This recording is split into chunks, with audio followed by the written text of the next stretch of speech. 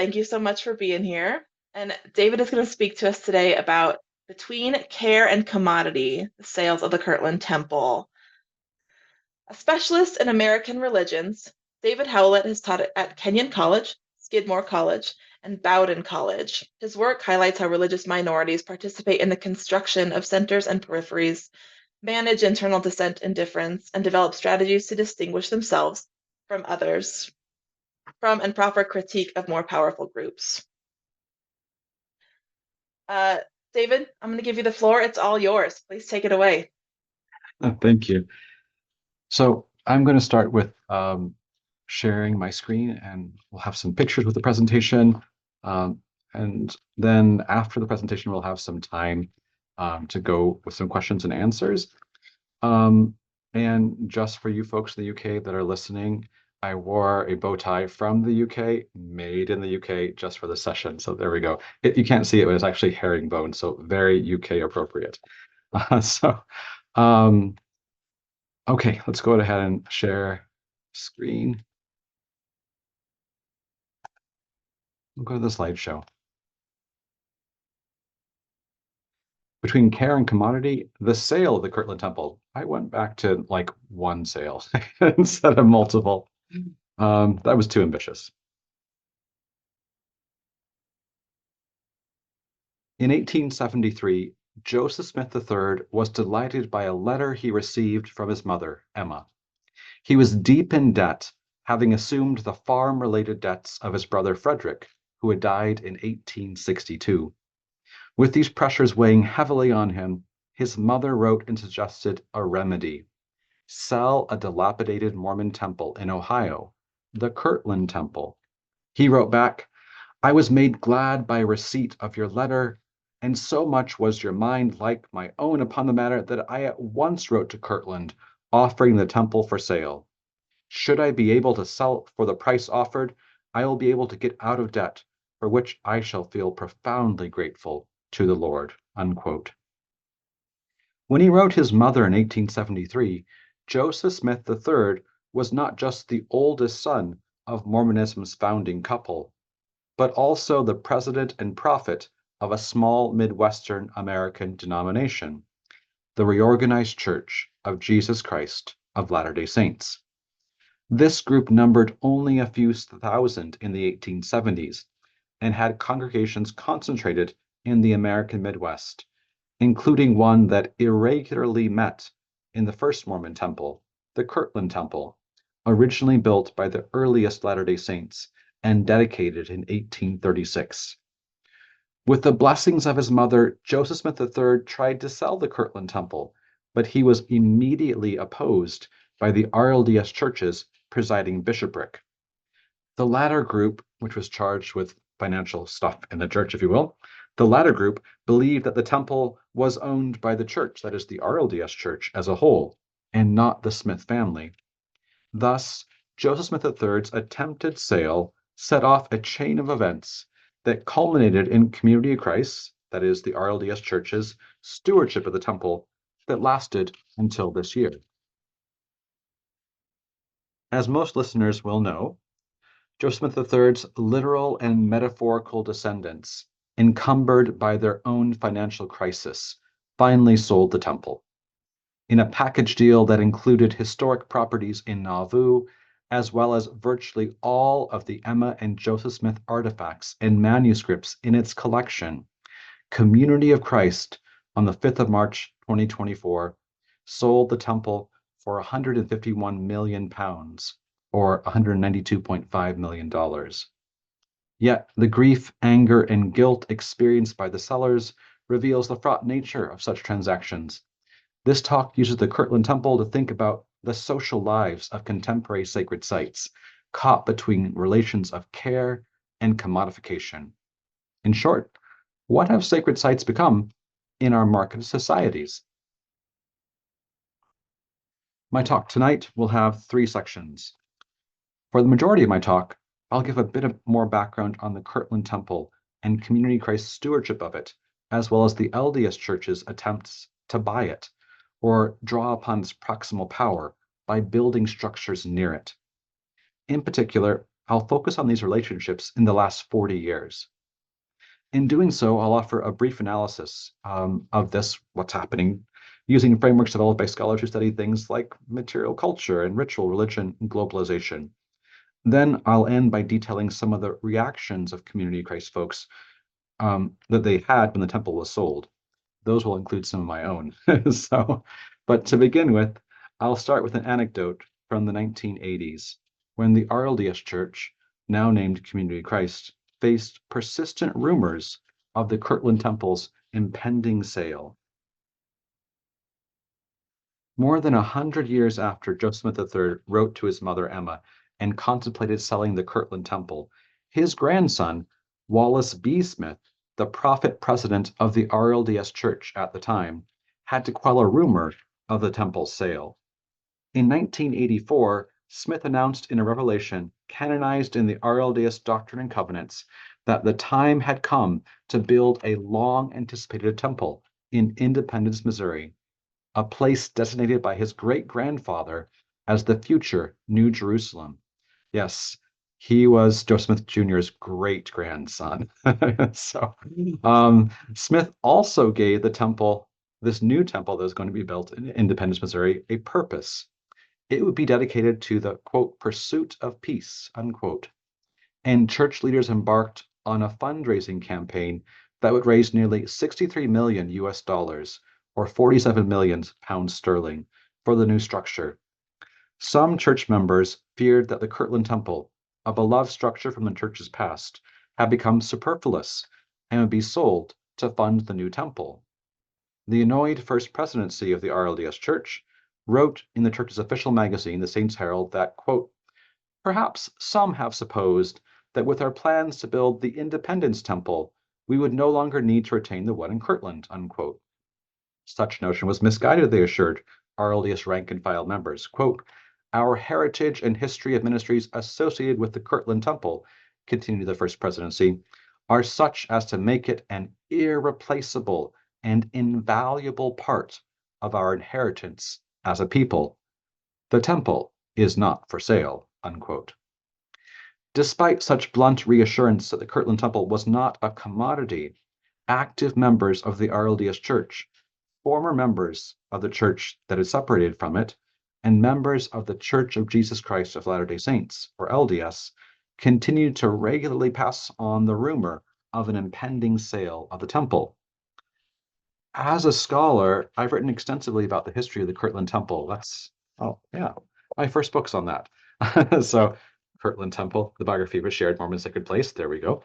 I've written extensively on that, and I don't have quantitative data on this, but I really have not encountered rumors of the temple sale by the RLDS Church until the 1980s. Now, in a straightforward way, we might simply say that this is because the RLDS Church's liberal drift that started in the 1960s gave rumors plausibility of the temple sale. Individuals who generated such rumors were mostly disaffected RLDS members, angry at the church for its liberalizing measures, as well as LDS members who often could not see how another group could value a place as much as they did. These folks surely misunderstood RLDS liberalization and its goals. As history has shown, though, they were correct that the temple would eventually be sold, though this might be a case of being correct for the wrong reasons. The hopes or anxieties that such folks held around the temple sale, though, point to a broader underlying cultural phenomenon that has reshaped our collective worlds. The social and economic conditions of neoliberalism and late capitalism. Oh, please don't go to sleep now. This is interesting. So, sometime in the late 1970s in Europe and North America, and the 1990s for much of the rest of the world, what scholars have often termed neoliberalism began to pervade more than just economic transactions. As philosopher Michael Sandel has quipped, we drifted from having a market economy to being a market society. In the early 2000s, religious studies scholars from the UK, there we go, Jeremy Carrette and Richard King, observed that for the first time in human history, economics, quote, has begun to dictate the terms of expression for the rest of the social world. The result is that, quote, the market is able to dictate the cultural and political agenda and take over socialization, such as the cultivation and disciplining of individual appetites that have been traditionally carried out by religious and state institutions. Unquote. The upshot of this is a new transformation for where people place their social and ritual interests, claims religious studies scholar Catherine Lofton. We place our interests, quote, not in denominational tradition, but workplace culture, not in inherited objects, but recently purchased goods, not archaic icons, but an endlessly rotating cast of minor and major celebrities. In such a world, all things can be commodities and commodifiable. Self-conscious religious folks, too, are not immune from such transformations. But seen in this way, the rumors about the Kirtland Temple sale in the 1980s were not just religious polemics or attacks on liberals by conservatives. They were surely this. But the rumors, as well as the response by RLDS leaders, were also expressions of a more basic uneasiness with a newish world in which all things could be commodities. As RLDS members attempted to justify a temple in Independence, Missouri, with a temple in Kirtland, members of the Church of Jesus Christ of Latter-day Saints faced reconciling their own exponentially expanding temple spaces with the presence of the first Mormon temple outside of their direct control. Sociologists Gary Shepard and Gordon Shepard noted a sharp increase in temple references in LDS General Conference sermons after the 1950s. Increased theological emphasis went hand in hand with increased temple construction across the globe, especially in the last 45 years, as anyone on this call probably knows. In 1978, the LDS Church operated only 17 temples. By 1990, this number had jumped to 44, and by the end of 2000, the LDS Church operated 102 temples across the globe. Today, in 2024, it operates 195 temples with another 153 announced or under construction. As part of an expansive plan for new temples in the 1990s, Gordon B. Hinckley, who had become LDS president in 1995, announced in 1998 that his church would build a temple in Columbus, Ohio, 150 miles from Kirtland, Ohio. Quote, "We had a temple in Ohio at one time," said Hinckley to a group of Columbus, Ohio LDS stake members. Quote, "We were driven from it. It was desecrated. We do not have it. I think the time has come to build a temple in this great state of Ohio." Hinckley's formula followed the narrative trope of possession, loss, desecration, and future redemption. He had in part learned this narrative from a local LDS leader, Carl Anderson. And here they're pictured together. Carl is on the left, of course, Hinckley is on the right. So Carl is showing a map or marking something on the map for President Hinckley there. Since the 1970s, Anderson, who was a local LDS stake leader in the 70s, he had advocated for, quote, the redemption of Kirtland. And this was the redemption of Kirtland by lifting a curse pronounced upon it in the 1840s by Joseph Smith and Hiram Smith. And Anderson laid out an elaborate way this could happen by establishing an LDS stake, a new visitor center, and then eventually buying back the temple. So Anderson's narrative had directly influenced the understandings of LDS apostles and prophets before Hinckley, including in 1979, when Apostle Ezra Taft Benson, who had heard of the story of the curse directly from Anderson, Benson then came to Kirtland, Ohio, and dedicated a new LDS ward there in Kirtland.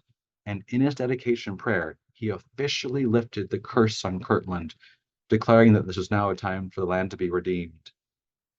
So this narrative about curse and being lifted, and that happening by regaining the land and eventually the temple, use a traditional Mormon framework for understanding the history of Christ's church. It was, of course, founded by Jesus and the apostles, lost and corrupted for centuries, and then later restored by Joseph Smith. And then that miniaturizes that story in the history and the narrative about Kirtland. Kirtland's constructed by Christ's command, lost to apostates, desecrated further, but redeemed by the saints in the fullness of times, restored again to the structure as it should be. Thus, LDS leaders, both local and global, placed Kirtland within an ever-expanding LDS salvation history. Over the next few years, Hinckley announced the construction of 3 temples at Mormon sites of historical significance: Palmyra, New York, near the site of Joseph Smith's first vision; Nauvoo, Illinois, built on the site of the 1840s Nauvoo Temple that had burned in 1848; and Omaha, Nebraska, near the site of the winter encampment of Latter-day Saints who had fled from Nauvoo, Illinois in the mid-1840s. The Columbus Temple both met a practical need. The nearest temple for Ohio members was Washington, D.C., but it also preserved space for the possible reacquisition of the Kirtland Temple by the LDS Church. So it's in Columbus where it's built, not Cleveland, is the point here.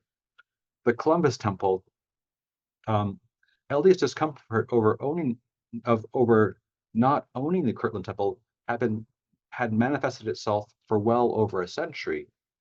The Columbus Temple, along with the LDS Church's increased emphasis on temples, revived this discomfort once again, while it also held out the possibility of reacquiring the 1830s temple itself. To rectify this discomfort, LDS general authorities attempted to buy the Kirtland Temple shortly after the 2001 name change of the RLDS Church to Community of Christ. The then president of Community of Christ, Grant McMurray, revealed as much in a keynote address at the Mormon History Association's 2003 meeting in Kirtland, Ohio. Speaking from the pulpits of the Kirtland Temple, McMurray said that a group of LDS general authorities paid him a visit in his office in the Community of Christ Independence Temple. They assumed, quote, "We had taken on a new identity that cut connections with our tradition. They said we were now a peace and justice church, a community church, and wished us well on our journey. And oh, by the way, they said, if we would want to dispose of our historic properties, including the majestic Kirtland Temple, they would be happy to negotiate generous terms with us." McMurray was perplexed by such reasoning. Quote, "Never for one moment did I assume that we were parting from our past," explained the Community of Christ leader. "We were just using it in a different way, drawing a different set of meanings from what it offers us." McMurray summarily turned down the official offer. However, this did not prevent individual LDS members from persistently offering to buy the Community of Christ Kirtland Temple. And I started working at the Kirtland Temple in 2004. I stopped working summers there in 2016, 14 or so. And I definitely knew of persistent offers to buy the Kirtland Temple during my time there. Now, not all LDS members or leaders were pleased by LDS attempts to buy the Kirtland Temple, or the suggestion that the Community of Christ would gladly sell it for the right price. In 2007, LDS member Dave Bannock attended a talk on LDS historic sites and the challenges posed by maintaining and interpreting these sites. Bannock posted his reflections on the process on a popular independent Mormon blog. In the comments that followed, this is back in the age of blogging, of course, LDS members brought up the subject of the Kirtland Temple and whether or not the Community of Christ would sell it.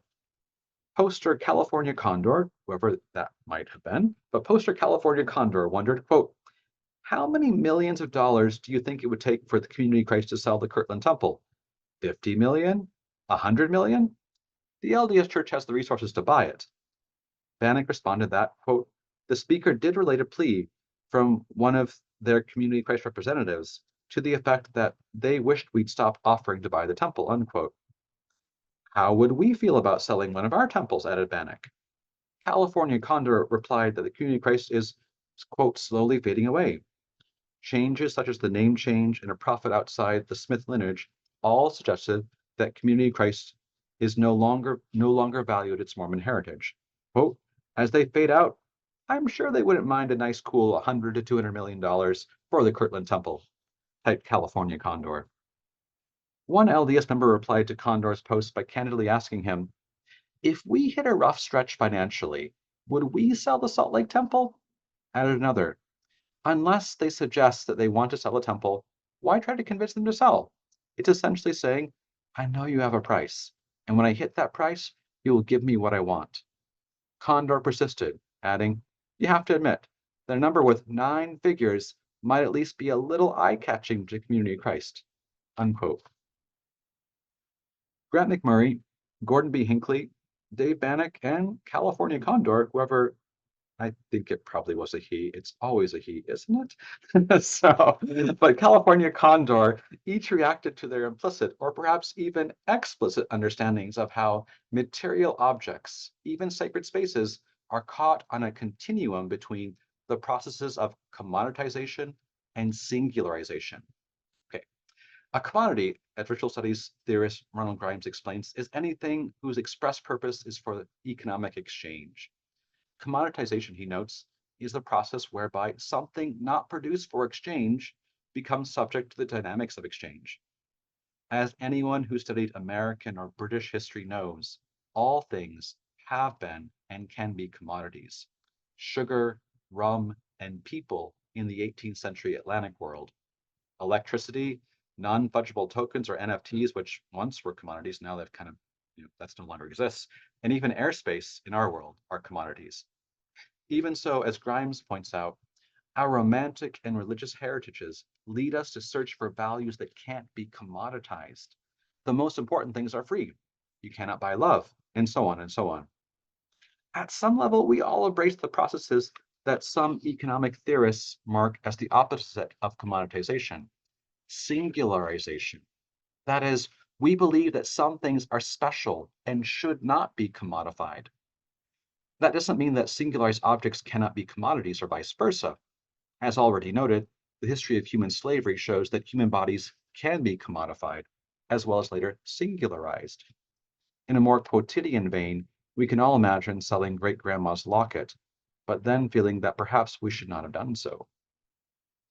The point here is that even in a market society saturated with commoditization, there are basic everyday forms of resistance, as well as emotional dispositions not wholly shaped by systems of economic evaluation or calculation. Grant McMurray manifested this as he turned down Hinckley and others who offered to buy the temple, as did Dave Bannock, who critiqued the bad manners of California Condor. These small acts of resistance gesture towards a larger point made by political scientist Farah Godrej in her study of neoliberalism and yogic practices. She says, for every claim that we find of neoliberalism as being pervasive, ubiquitous, normalized, and dominant, we find a counterclaim about its incompleteness, malleability, vulnerability, and porosity. Godrej then helps us temper our claims about neoliberal logics shaping every part of life. The complex negotiations over the Kirtland Temple show us this too. The same year that the LDS Church announced the construction of the Columbus, Ohio Temple, that's 1998, the LDS Historic Sites Committee, made up of representatives from the Church History, Missionary, and Physical Facilities departments, constituted a committee to propose construction of a restored Kirtland village dubbed Historic Kirtland, below what was then the Community Christ Kirtland Temple. Constructed on the flats around the Newell K. Whitney store, Historic Kirtland was completed at a cost of $15 million in 2003. The village included a renovation of the Whitney store, an inn, an ashery, a sawmill, a schoolhouse, and several wood-framed houses. A new LDS Kirtland Visitor Center welcomed guests and showed a Hollywood Productions value film with a faith-promoting story of an 1830s Kirtland Mormon family. The John Johnson home in Hiram, Ohio, was further restored in this project too. In March 2002, the first Community Christ prophet outside the Smith lineage, that's Grant McMurray, visited the Kirtland Temple. McMurray faced a difficult church conference ahead of him in a few weeks. He wanted to begin church discussions on ordaining openly practicing queer folks, and received some severe pushback from church members in North America, Asia, South America, and Africa.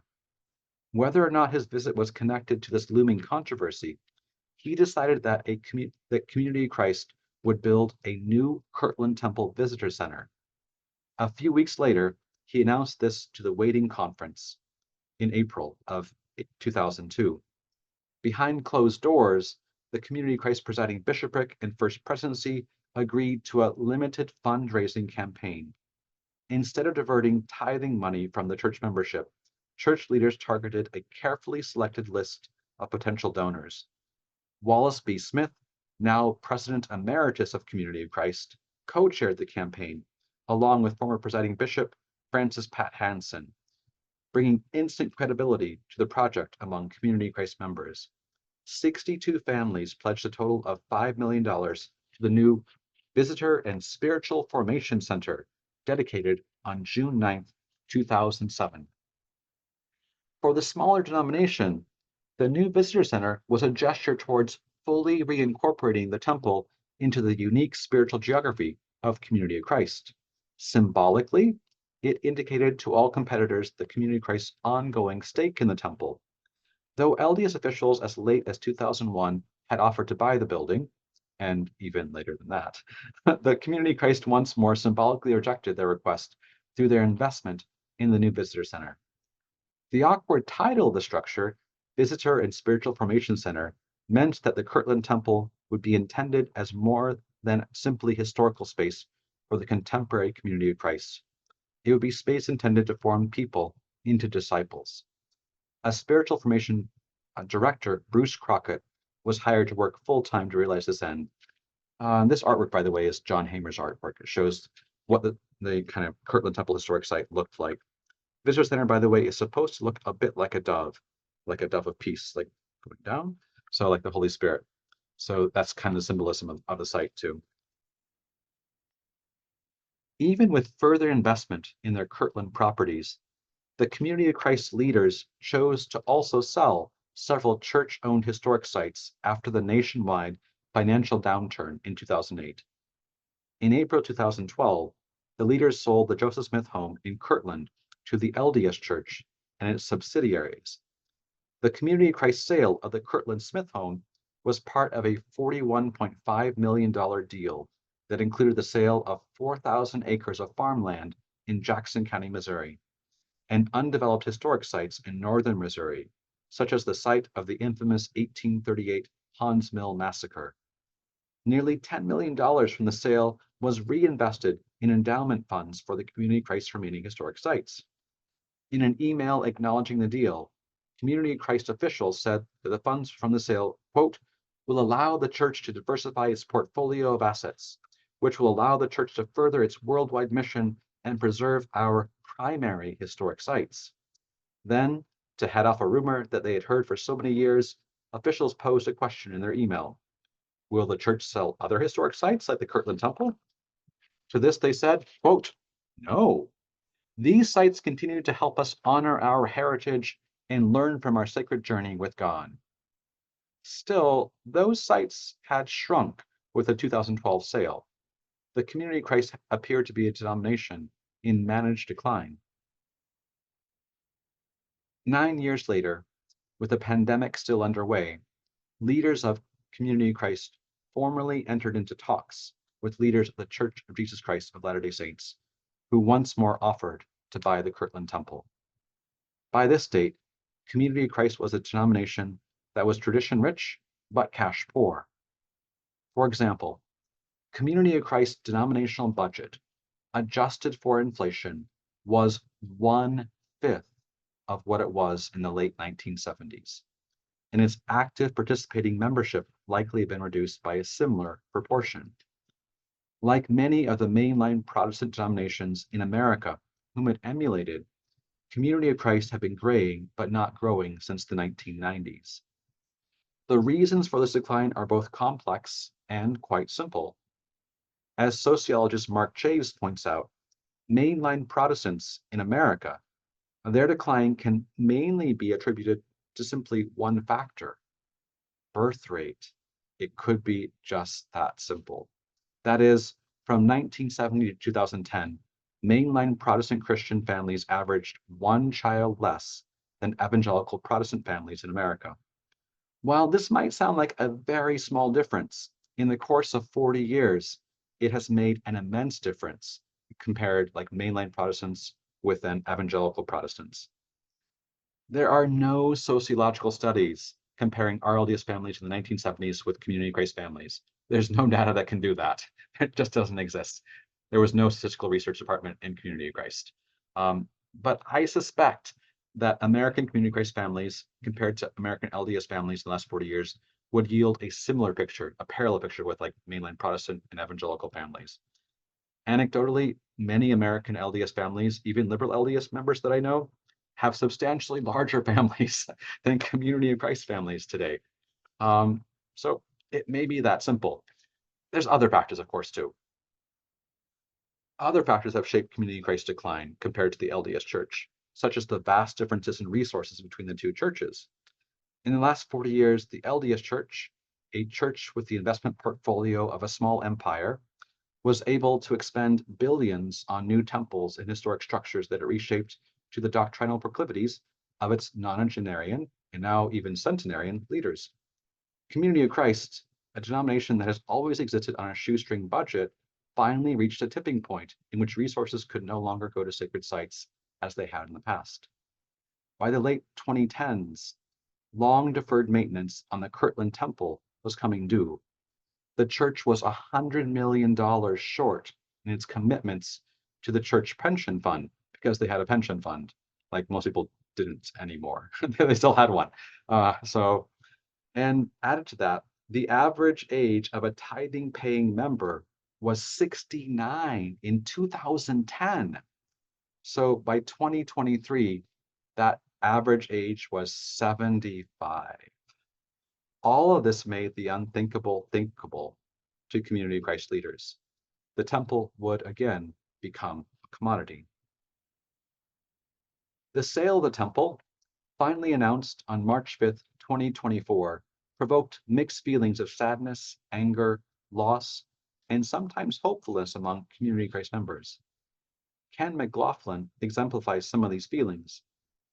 McLaughlin had been married in the gardens of the Kirtland Temple in 1978.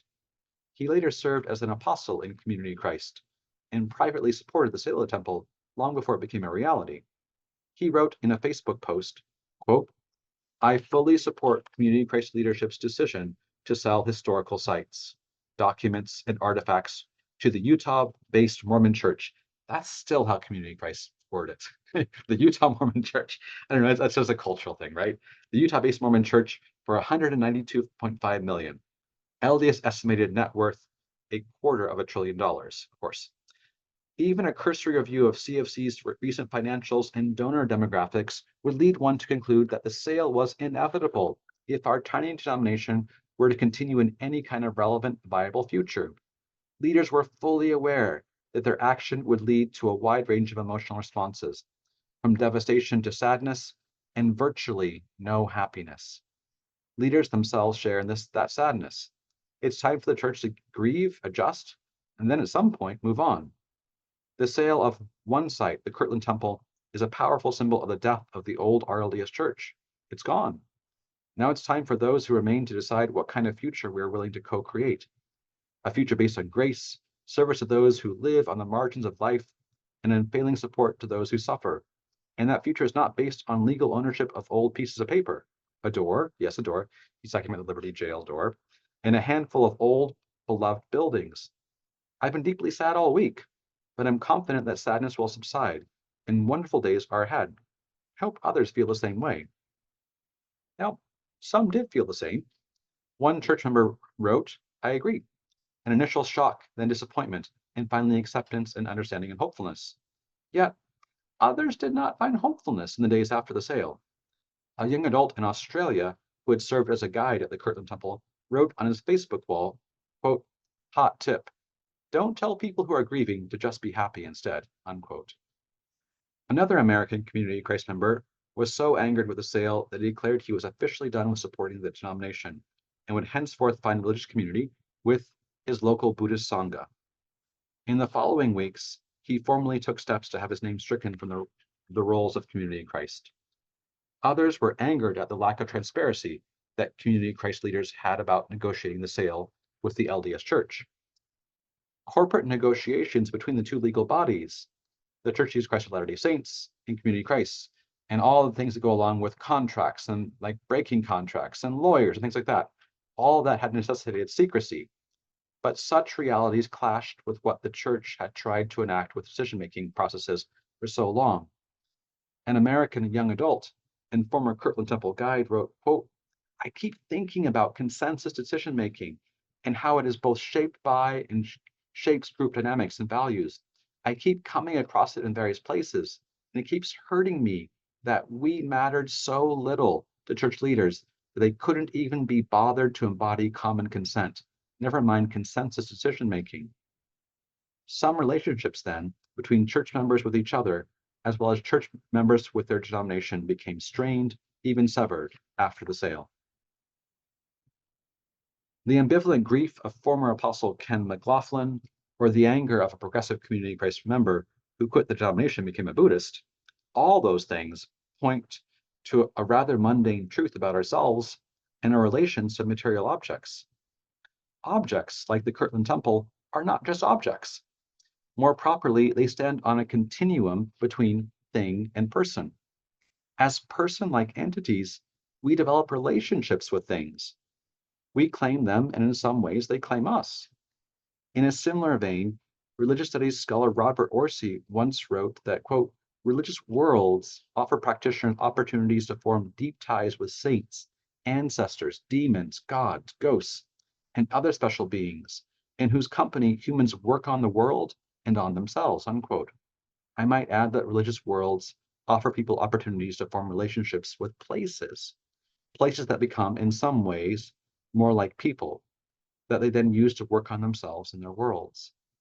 These relationships between people and places, people and things, have both quotidian and extraordinary manifestations in our lives.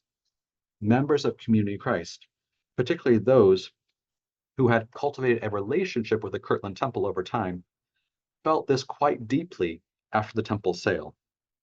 For them, the temple is not a symbol, but an entity with which they had entered into a relationship of care. This past year, I served as president of the Mormon History Association, an independent scholarly community which apparently has 2,000 members. I didn't know that became it until recently. Like, that sounds like a lot, actually. In 2022, MHA board members selected Cleveland, Ohio as the venue for our June 2024 conference. Our conference hotel, owned by, you guessed it, the Marriott Corporation, was only a few kilometers away from the Kirtland Temple, and we planned pre- and post-conference tours of the temple, as well as a Sunday devotional with members of the Community of Christ Kirtland Temple staff, months before the announcement of the March 2024 sale. They knew nothing about the sale that was forthcoming at the time we talked to them. On the night before the announcement of the sale itself, Apostle Lachman Mackay of Community of Christ called me. Locke was in charge of the sacred sites and church history team that I served on as a volunteer for Community of Christ. 20 years before, Locke had recruited me to serve as a guide at the Kirtland Temple when I had just started a PhD program in religious studies. Now he was calling me to tell me that the temple had been sold. Locke was crying as he did so. I myself was too shocked to cry. I felt numb. The next day, I watched a pre-recorded video that Community of Christ released to help its members understand the sale. Locke's video in particular made me deeply sad. He stated, quote, "I spent 15 years living literally in the shadow of the Kirtland Temple and have lived on the Joseph Smith Historic Site in Nauvoo for 18 years. These places have been my home for almost my entire adult life.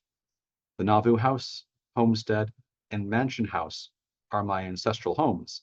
Locke, of course, is a direct descendant of Emma and Joseph Smith. "For me, the decision to part with these places has been devastating emotionally. There was a time when I thought it might break me. But if I inherited anything from Joseph Smith III, it's his pragmatism, and intellectually the path forward is clear. I care deeply about our past, but I care even more about our future. The post-pandemic world has changed. The needs have never been greater, and we no longer have the resources, human or financial, to care for these places the way they deserve to be cared for.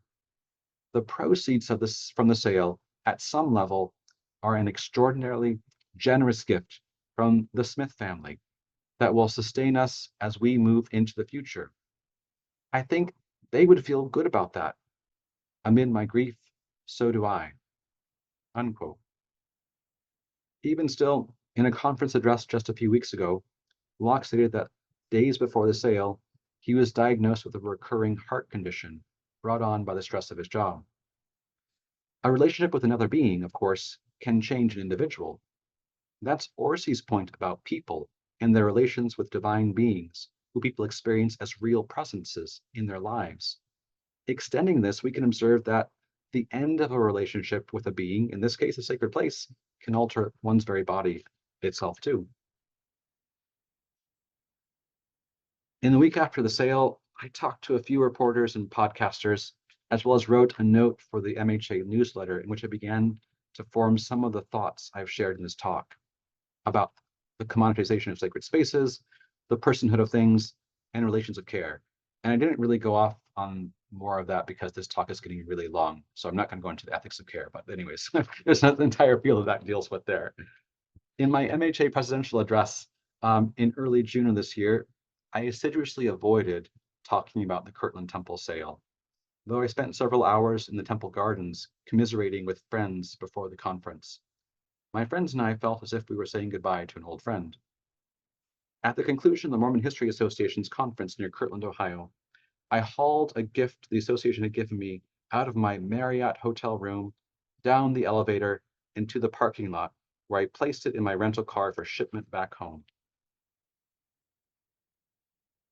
As I did so, the gift itself was a 24 by 36-inch wooden road sign for the Community Christ Kirtland Temple, and it had stood on the Chillicothe Road in Kirtland for 20 years. As I walked to my car, hauling this pretty big sign with me, Carl Anderson drove up in his rented minivan.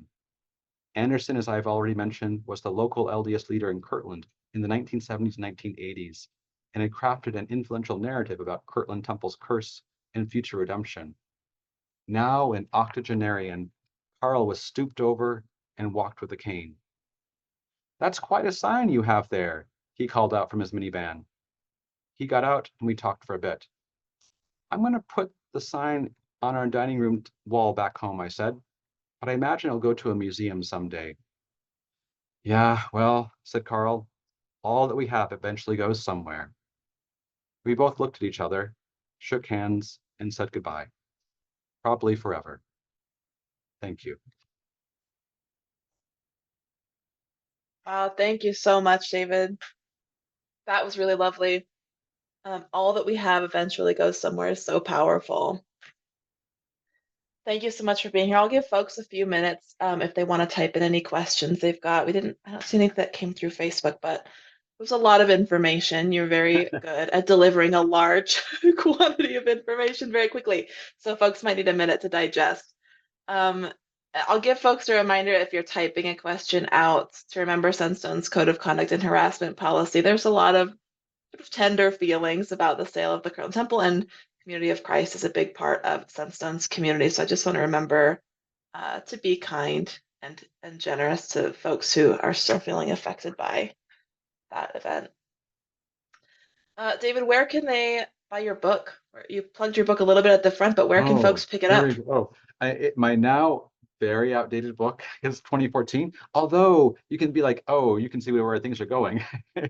It's called Kirtland Temple, the biography of a shared Mormon sacred space, which it basically it follows the history of the Kirtland Temple as a shared space across the 19th and the 20th century. It brings it into, I think I end basically around 2012 or so in terms of the narration. It's University of Illinois published it in 2014, and it's available on their website or Amazon or other kinds of sites. It's still in print, fortunately.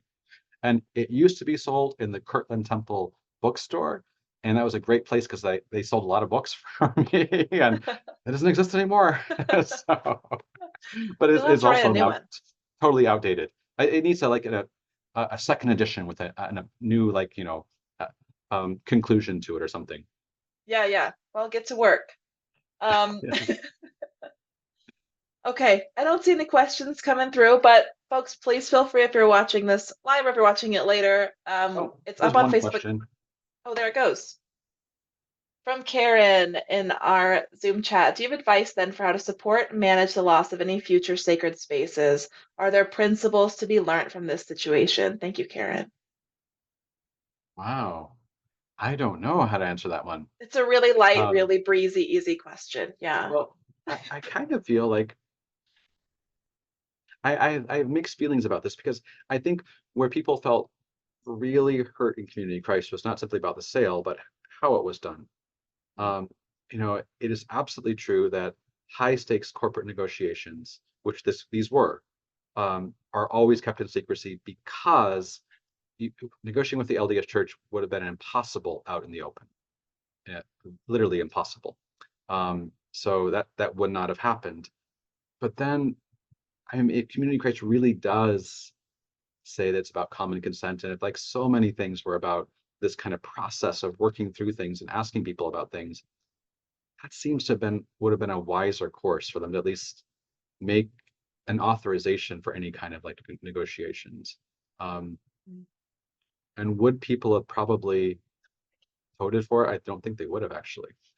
So I mean mm. that's another thing. Like, but then they're left with what do you do? I think leaders felt that they were in a situation where they thought, well, maybe we'll be able to sell some things that are short of the Kirtland Temple. I think that's where they started, and they realized they couldn't. They would never get to a dollar figure that would make it worth anything to sell things without selling the Kirtland Temple. And I think that was the devastating realization they came to, um, and they went ahead and did it. Um, but it's still, I think probably churches need to be a little more thoughtful about how they do things if they're not operating as a corporation. I don't know. That's it's a lesson. I think, is it unavoidable? I understand people who study corporate law would be like, it's unavoidable. But I'm like, I don't know.